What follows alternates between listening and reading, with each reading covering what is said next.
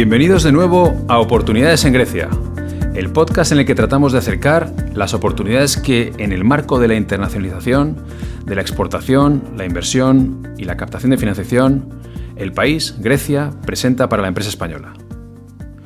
Welcome again to Oportunidades en Grecia, the podcast where we try to get business opportunities regarding exports and investments in the country, Greece, closer to Spanish companies. And today, in this our 12th episode, we're back with investment opportunities in the country. We have here with us today Gregory Dimitriadis. Gregory, welcome. How are you? Great. Thank you for the invitation. It's great that you do a podcast about Greece and you have this series. So congratulations. Thank you so much, and thanks for joining us today. Gregory is an executive with experience in leading management positions in both the private and public sector. He did study engineering in the UK and international business and negotiations in the US. And lately he's been serving as chairman at Enterprise Greece, which is the same as our ETHEX. He's been Secretary General for International Economic Affairs, both positions within the Ministry of Foreign Affairs, and he is currently CEO at Growthfund, the national fund of Greece. Before jumping to the Q&A, the questions as we always do, let me just give you a brief update, a framework to talk about the topic, investments and the Growth Fund. Well, lately we have been seeing very nice, interesting and nice macroeconomic indicators. Some of them might get better, but broadly speaking, very nice macroeconomic indicators, a good degree of the RF execution. There are now lately new fiscal rules in an environment where Greece happens to be issuing bonds with a premium which is actually between the Italian and the Spanish premium. The investment grade has been guaranteed some months ago from some of the main rating agencies. There is funding growing from a fitter financial sector, and we want to know what the role of the Growth Fund would be in this frame. So without going around the bush anymore, let me ask you first of all, how do you see the macroeconomic situation? Could we have a macroeconomic update from you regarding growth, CPI, inflation, employment, and the balance of payments? What's your position, your take? Yes, great. It's a good timing for Greece. I think that we all know what was the situation about 10 years ago. Greece was in a very different state at that time. And it shows that if you have some good fiscal discipline and you do a lot of reforms, then you can manage to turn things around. And that's what Greece managed to do, painfully, of course, at the beginning, but now it shows that all this effort is bearing some fruits.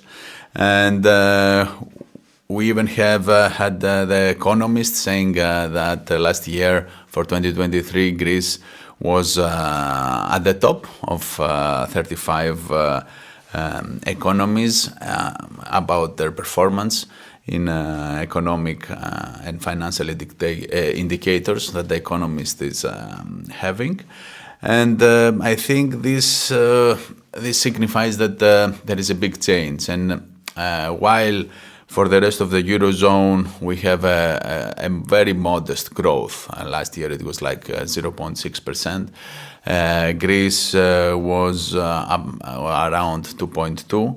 And even the forecast for this year, for 2024, it shows that Greece will approximately have a double growth than the rest of the Eurozone. So this is an indication that Greece, after a very long crisis, now it's bouncing back. And it is having growth year after year, despite what happens in the rest of the world, which shows that there is a potential within the Greek economy. And of course, the other thing is that inflation, as you mentioned, is all countries had problems with inflation because of COVID and the war and the energy crisis. But these things are looking that they are stabilized in Greece. And I think that also for the next year it will be even better. So we have the prediction by IOVE, which is a Greek think tank, a very respected independent think tank. It projects that it's going to be around 2.8 for the next year, which shows that we're doing quite well also on this part. And you also asked about employment, which is very important for everybody. And I think this is the biggest difference, and the difference that it makes when you have investments in the country. About 10 years ago, Greece's unemployment rate was more than 20%. It was almost like 30. It was around 28%. And now it has fallen down around to 9.6%, which is at least for towards the end of 23.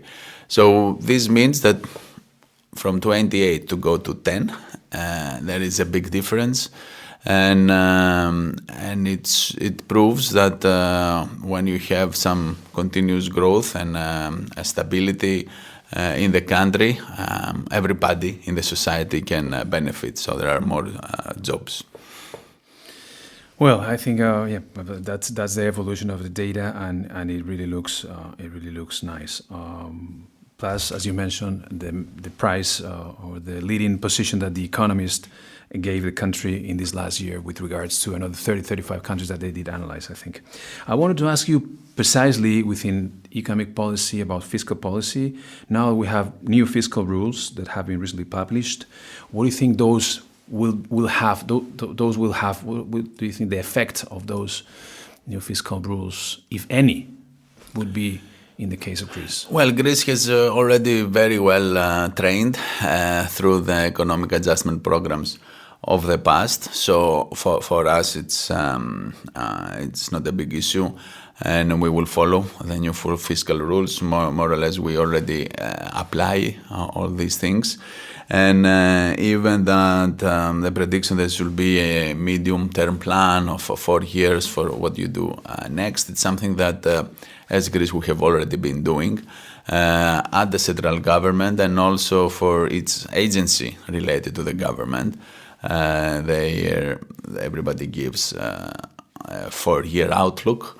So I think that getting to this new fiscal rules, it's going to be easy for us. And anyway, as you understand, one of the issues was about the Greek state spending. This was the issue about 10 years ago, so we have done a lot of work on that. And this is still the case. So the new fiscal rules that they suggest that its section of the government should explain why they're off budget. This happens already in Greece. So I think these fiscal rules will not have an effect, more of an effect in Greece, since we have been a very good students already of all the mistakes of the past, and we're not going to repeat them. So I think now we are at the maturity level as an economy, as a society, to just grow. That's what you can read from most of the reports of international institutions, the European Commission, the IMF, and so on and so forth. Let's jump into the Growthfund. Public asset management, privatization agency. Could you tell us a little bit about the history of the organization, and a little bit also about the latest changes or challenges with regards to governance? Yes. Well, during the crisis, the first years of the crisis, one of the things that was established in Greece was Type E, the HRADF, which is effectively a privatization agency. It had the mission to do privatizations of certain state assets, like ports and so on, like the port of Piraeus and other assets. And this this was needed in order for the Greek economy to further open up to the private investors. At the same time, as you know, this was very politically charged at that time, and therefore difficult. Also, 5 years later, at another turn of the crisis, around 2016, Growthfund today was established, and it became an umbrella of all the other agencies. So it includes the privatization agency, it includes an agency for real estate, most of the real estate of the country, that belongs to the state, and also other other companies which also are in the private arena. They face competition, which is postal services and courier services, or energy, and so on. So we have shares at PPC, which is Greece's largest energy company. Also, at the airports, we have a 25.5% at the Athens airport, and we have 23 other regional airports, and so on. So all these assets went to one place, which is the Growthfund. And why did this happen? It happened exactly because there was a need to have a better coordination of all these assets and have some rules that will go beyond government changes. So there was a lot of effort to build the right type of governance and meritocracy in these companies. And I think that we can see the results. All our companies have improved. And maybe most importantly, we know exactly what each of these companies is doing. Sometimes for government, for the state, it's difficult to monitor all its state-owned enterprises. But I think that for these enterprises that belong to Growthfund, we have the best possible monitoring. We have monthly reports and traffic lights that show this is going well, this is not going well, this is where we have to take measures. And this is the base for having the right operational measures, but also what the government can have as data in order to do its own policy making. Because there is a separation, policy making of course remains to the government, but the operational management belongs to these state-owned enterprises. And I think that this also goes along the way of the evolution of the Greek society, how it suffered through the economic adjustment programs, but eventually we all realized the importance of having investors, of having an outward-looking economy, providing service, being monitored for that, and offer better services to the public. So this is also a cultural shift of mentality within these companies we have, and it reflects exactly how also the country as a whole has been changing, as we were saying, with the indicators. And this is also a maturity on top of that of the political system, I think. It's not...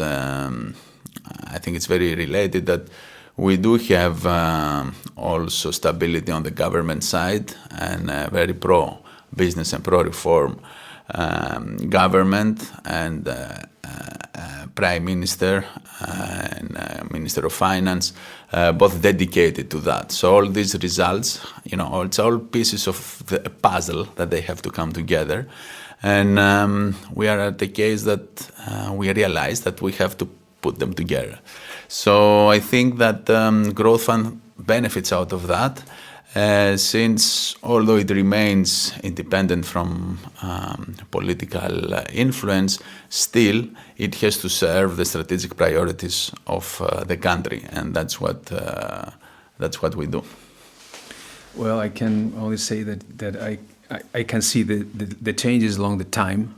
I was checking the website before coming over, and you have made a big effort on transparency. I could see there the great KPIs, Citizens Trust Index, environment, decarbonization, economy, net asset value, and plenty of information that it's hard to have available, the places, right? So there's a big effort regarding that, obviously. I wanted to ask you, because I think the audience will be very interested, about the ongoing processes and main assets. You mentioned some of them. You talk about regional airports. You talk about the International Airport of Athens, I think. But what are the ongoing processes that could be of an interest to Spanish companies that might will to invest in the country? Well, at the Growthfund, as it represents a big part of the Greek economy, we have a total of 16 subsidiaries. The total value is around 5.5 billion, and we have a little bit over 25,000 employees in total in the group. We have, as I mentioned, several assets. One is our participation in the power company that, as you know, is doing very well. It's not just survived the energy crisis, but it also managed to expand and also buy a company in Romania, so have presence there, and part of an ongoing strategy to expand into the Balkans. And I think this is, it also had a capital increase since it is in the stock exchange, and it attracted funds that up to very recently they will never consider investing in PPC in this company or Greece. So this shows a change. We have the airports, and although everybody knows the Athens International Airport, which was successfully also floated in the stock exchange recently, we also have 23 other regional airports, and the idea is that we will group them together and we will have a bidding process to attract some operator for the next approximately 35-40 years. I think this is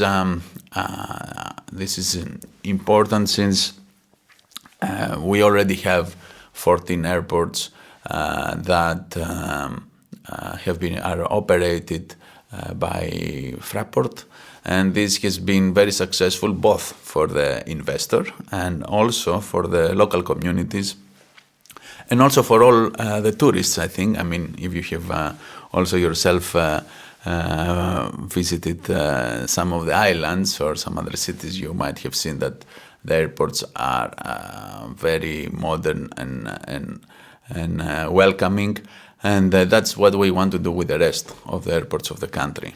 So this is one thing. The other thing is that in the real estate, which is at the moment quite a big business in Greece, also because of tourism, but also because for some parts there are investors who want to have land for industrial use.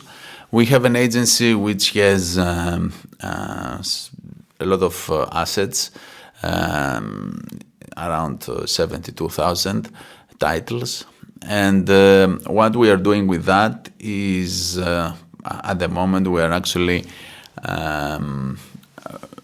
making sure that we know the details for each one of these, because sometimes you might have these titles, but you don't have exactly the maturity to go and ask for interest by the private sector. So we are making this work in order to see exactly what we have, in order to match it with the needs of investors.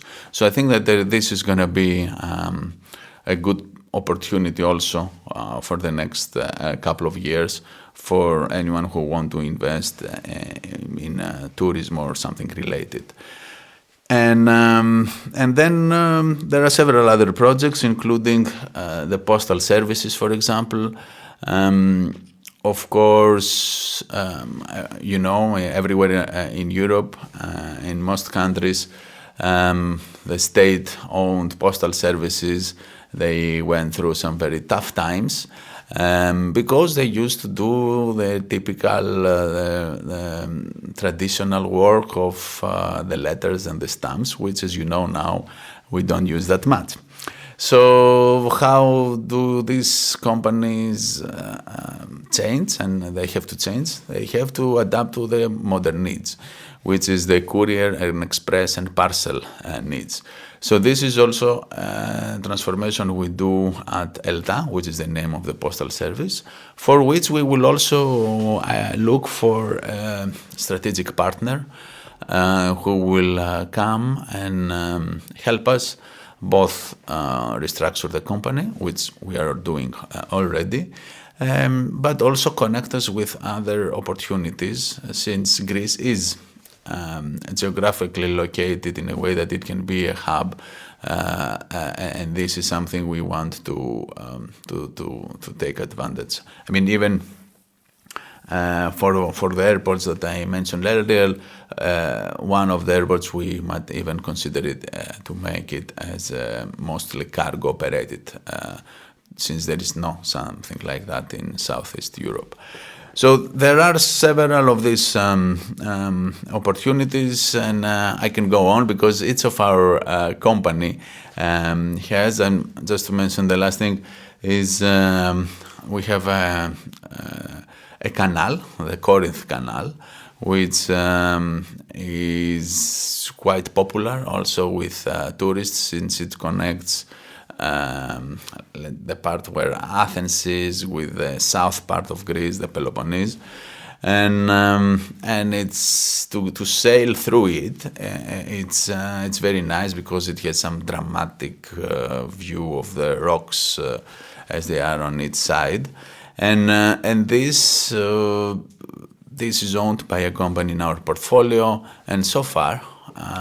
They were only doing toll collecting, every little or bigger ship that was passing, we're just collecting the tolls.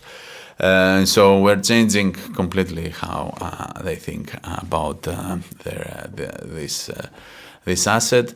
And the idea is that we will develop, and we want also looking for a strategic partner for that, to make a big development across the two sides of the canal, where you can have something from a discount village to restaurants to anything that, since it is already a destination, to make it a destination that people can enjoy more activities and things to do.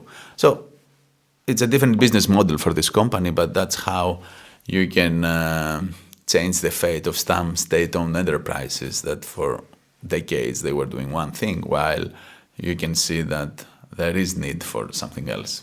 I can see there's plenty of added value that you can bring to the table for those companies before they are eventually privatized or sold. You mentioned something that I find very important in the case of Greece, which is the potential as a hub.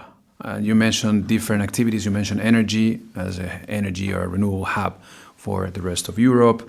And you mentioned also airports, cargo, so a hub for logistics, ports as well. There might be a need of further investment in infrastructures so they deliver as expected. But I definitely think that's a great opportunity for the country, and that's the way we're portraying it when we talk with the potential Spanish investors, right? Digital hub, energy hub, logistics hub, the potential of the country. There is an initiative I would like to ask you about, the MENA Network, Mediterranean State Funds, synergies with our company, Cofides, and your works on this initiative with other sovereign wealth funds in the Mediterranean. What was the purpose of this new network?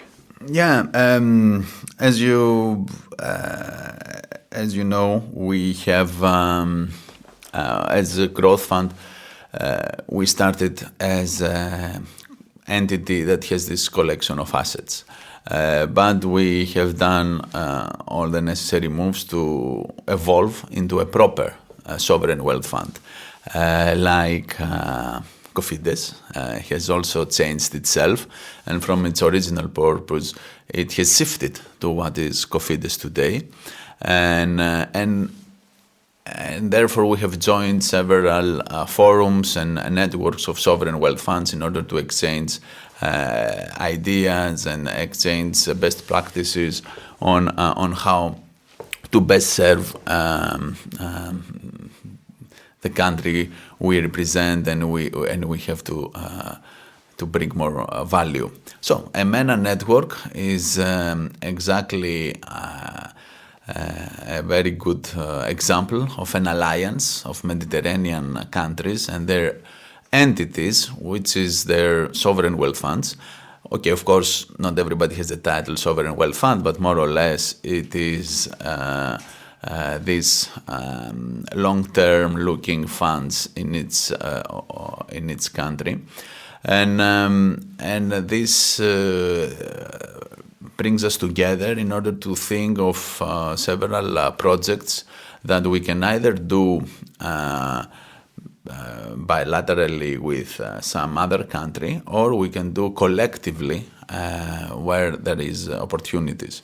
And so far, because this is a new initiative, more or less, we have already have some discussions where its country and its fund of its country is representing some opportunities, and be it Egypt, be it others, and this is something that can be a win-win, because we can all contribute into that and have some joint projects which will benefit as a whole. The thing that connects us is that we're all in the same region. We all share the same challenges and also the same opportunities, as you mentioned, be it in the energy sector, be it in logistics and so on. And this is also where the strength of the funds of these countries should be channeled, because we should be able to collect this and invest and encourage others also from the private sector to invest in order to make big projects that will help the region and the countries to grow. So I think it's a great opportunity, and I have to say also that with Cofides we have a lot of interaction and also very good lessons on how you do things. So we're very happy that we work together. One of Cofides' main recent initiatives is that they have gathered some funds in order to be able to co-invest with foreign investors in Spain, which is a great example of how funds can bring value to the country. And this is something that we will also do something similar also in Greece. And I think that this then is these funds that they can also collaborate and find joint projects and invest in each other's country, which will actually make the pie grow, so even bigger for everybody and of course for both societies. Which is the point, definitely. I wanted to ask you, I didn't want to go more into the funding side of the equation before asking you about the investment grade. I mentioned at the beginning of the conversation that there's been a clear turn of events with the investment grade given by several rating companies, some of them less known earlier last summer, some of them very well known, such as Moody's, Standard & Poor's, and Fitch. And of course, those will have an impact on FDI. I would like you to tell us what do you think is the effect in the medium long term of that FDI, of the new ratings on FDI, and to tell us a little bit also about the new investment fund, subsidiary of the Growthfund, that was announced recently by the Minister of Finance. Yes, the investment grade that Greece was able to get back to have it again, it reflects the potential of the economy. And it is also putting an end to this very long crisis and deep crisis that we have been through. So I think that the effect is evident. We already have year after year new record for attracting foreign direct investment. The truth is that Greece used to be rather the closed economy, mostly based on consumption, and it's now that this model is changing, and I think that is going to be that is the reason why it's going to be sustainable over the years. It's not just it will happen now for the next couple of years and then we roll back to the old, let's say, mistakes and situation. Now there is a structural change of how the Greek economy operates, and that's why it attracts investments, and it is able to also be much more open as an economy for both for exports and imports. So this is the important thing, is to have some increased trade activity and give opportunity to also the Greek enterprises from medium to grow, and they can only grow if they have cooperation with foreign companies, and eventually reach a stage where, of course, with the help also of other investors, the Greek economy fulfills its potential, because it's for many years that we have been saying that it is a hub for this and a hub for that, or it has the potential to be a hub for this and a hub for that. And it's now the time that we can actually see that this is it's happening. And we are also very aware that investment grade unlocks furthermore investments also from funds and companies that will never invest in the country because they have their own restrictions. So this is lifted, and therefore we can attract funds from all the major entities, while at the same time we are very down to earth and aware that we have achieved investment grade, but we still have, we can achieve better investment grade. So because now we are at the lowest step of investment grade, our aim is to take advantage of that, use the momentum that we already have, and climb up further the ladder, which I believe it is going to be the case, since we do have the political stability, the right mentality. There will be no elections that will change that, and even from the opposition side, the rhetoric is much more mature. I think that whatever you can compare to any situation in the past. So this is what the public appears to want. And even as a Growthfund, we have run some our own, let's say, investigation and polls to see what the people, both the general public and special groups, think and expect from Growthfund. And what we see is that they expect us to help with growth and investments, and this also comes from the younger generation, from the 18 to 25 even. So to score that high, that okay, this is we want investments rather than anything else, it shows that there is a real shift in the Greek society towards what will help us grow. And therefore, the new investment fund, that would be...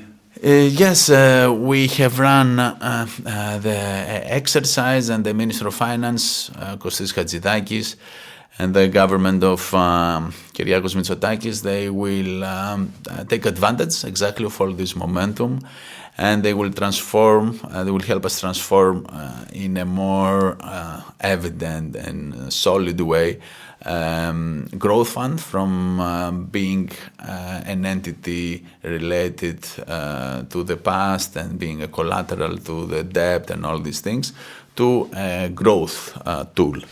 And this means that we will create a new fund. It's going to be a subsidiary, as it looks, of Growthfund, and this will be able to invest in the Greek economy or in projects related somehow to Greece, much like Cofidis is doing, and at the same time attract funds from other countries in order to co-invest. We will see the mechanics exactly, but it is going to be along the side what other sovereign wealth funds are currently doing. And I think this is going to be very helpful for the Greek economy. We have seen that the economy gets a great push from RRF and from structural funds and from the fact that the banking system is on its feet and it's solid now. But still there is a gap. And this is the gap that we want to focus. We want to make sure that this new fund is going to be complementary to all the other tools that exist. And it will be designed very carefully to serve the right purpose. We expect it to be legislated by the end of June. So we are now in the preparation of the finalizing all the details, and for that we have the best advisors we can have in the market to help us make something, and of course all that in some communication with other sovereign wealth funds in order to see what works best. I can see there the connection with the MENA network and also with our Cofidis. Yes, there's been a lot of talk about the investment gap in Greece for long years, and I see you're trying to bridge that gap as fast as you can. So my next couple of questions were precisely about funding. How would you fund the investment process? You answered a little bit to that. You already mentioned about being complementary to complement the existing tools in the market. But I wanted to ask you, how do things get leveraged in the market, bearing into account the systemic banks and also the role of the European Investment Bank, EBRD, the Hellenic Development Bank, and finally the RRF. Yes. No, these are all important tools and for Greece to be able to grow and attract more investments and also grow its economy, which will be a benefit also to the Spanish companies, both the ones that they want to have investment opportunities abroad or they want to have collaborators in the country for trade purposes. I think that everybody has to play a role, even with the European Investment Bank, for example. Even the new fund, we will see how we will cooperate with them, because it is important to have some like EIB or EBRD to also participate in this effort. So everything is going to be, we are already in communication, so everything will be coordinated in a way that it's going to be complementary. And of course, even the Hellenic Development Bank, which helps a lot with providing loans to small and medium enterprises. This has helped tremendously the backbone of the Greek economy. And also its subsidiary, the Hellenic Development Bank of Investments, that supports the venture capital in Greece, which is also important. So what we are looking to do is, of course, we will go for much bigger projects, much beyond all the amounts that these entities are currently dealing, because they deal mostly with SMEs and VCs. But for big projects, including infrastructure projects, as you mentioned, that are important and of interest also to countries like in the MENA network, I think that's where we can contribute. And in that, as I said, of course, it will be very important to, for a big project, it's not just that the Growthfund is going to go and do it. It needs other funds, and it will probably need someone like EIB or EBRD to also be in, and others, in order to have the best possible team of investors to support a big project. Yeah, I think there's clearly room for further coordination, further operators, further players. Well, I take a lot of things out of the conversation. As you mentioned, big turnaround of the Greek economy for already some years. You mentioned a pro-business government, which clearly is. You said tackling fiscal policy, very limited effect. Greece has been doing the homework for a long time, and the international institutions confirm that day after day. Changes in the Growthfund, you mentioned good governance, which is very important. And we also talked about those projects that are in the pipeline, or assets that are in the pipeline. You mentioned many of them that have to do with Greece turning into a hub of several activities. Very interesting as well. You talk about the 23 airports, you talk about real estate, you talk about postal services. The M&A network, of course, you mentioned the new investment fund as a real growth fund, let's say, sort of, or the change of the focus.